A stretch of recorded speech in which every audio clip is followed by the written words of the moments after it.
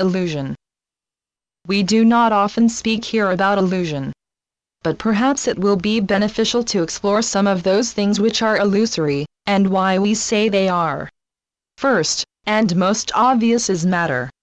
The stuff you see all around you is an illusion. There is no matter in existence that is not made of atoms. Atoms, as you now know, consists entirely of packets of energy.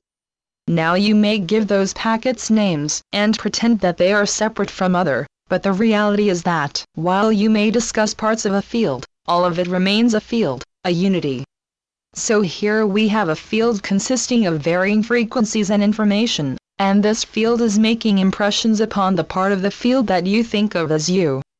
This frequency you interpret as sound, this one as smell, this one as color, and this as touch, millions of them, actually, and the result you create in your mind is what you see around you. None of it is static, much less permanent. And its apparent permanence is absolutely an illusion. You see no change. That is an illusion.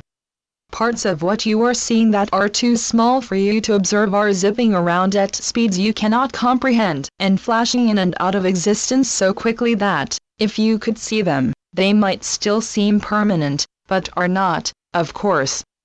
So you say to yourself, for instance, "Ah, that is a tree." Well, again we are sorry, but you are mistaken. It was a tree when you began to make your observation, but your mental construction has taken time. And now it is a different tree, new quarks, new muons, new electrons, new atoms emitting new biophotons. And this doesn't even address the fact that your mind has to reconstruct the illusion endlessly, until you move on. Can you conceive of what a miracle it is that you can expend enough energy to create an entire world around yourself, and do it without pause for a lifetime?